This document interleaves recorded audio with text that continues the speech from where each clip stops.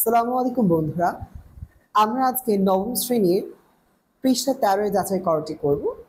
এই যাচাই করতে বলা তিনটি আমার সেট দেওয়া আছে, পি, কিউ এবং আর। এই তিনটি সেটের জন্য আমাকে কি প্রশ্ন করেছে? প্রথম প্রশ্নের দিকে তাকাই। কিউ ও আর কি পি এর প্রকৃত উপসেট?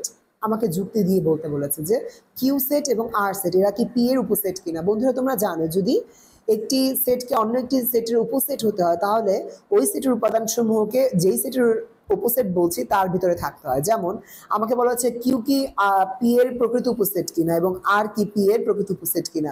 কিউ এর উপাদানগুলোকে আমি পি এর মধ্যে পাচ্ছি না, আবার আর এর যে উপাদান এগুলোকে আমি পি এর মধ্যে পাচ্ছি না। তাই আমি দেখো উত্তরে কি লিখেছি যে কিউ ইজ ইকুয়াল টু 2,3 এর উপাদানগুলো পি এর মধ্যে আছে, অর্থাৎ কিউ এর যে উপাদান 2, 3 এটাকে আমি পি এর মধ্যে পাচ্ছি না, কারণ পি এর মধ্যেও আছে 2, 3। আবার আর এর যে মান 1, 3 এটাকে আমি পি এর মধ্যে পাচ্ছি না, এই যে পি এর মধ্যে 1, 3 আছে। যেহেতু এই দুইটা সেটেরই মান আমার পি এর সেটের মধ্যে পেয়ে যাচ্ছে, দুইটা সেটের উপাদানগুলো পি সেটের মধ্যে থাকে, তাই আমি বলতে পারি এরা হচ্ছে গিয়ে কিউ এবং আর হচ্ছে পি এর উপসেট।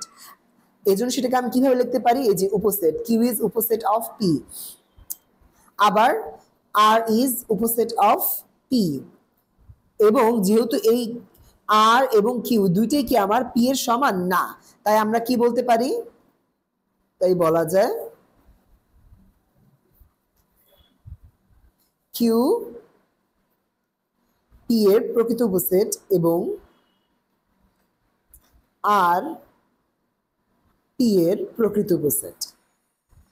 তার মানে বন্ধুরা, প্রকৃত উপসেট হতে হলে আমাকে দুটি শর্ত পূরণ করতে হবে। প্রথম শর্ত হচ্ছে গিয়ে আমাকে আগে উপসেট হতে হবে। দেখো কিউ এবং আর দুটির মানই কি আমি পি এর মধ্যে পাচ্ছি, পি সেটের ভিতরে পাচ্ছি, দুটির উপাদানগুলোই পি সেটের ভিতরে পাচ্ছি, তাই কিউ এবং আর দুটি কি আমার পি এর উপসেট বলা যায়।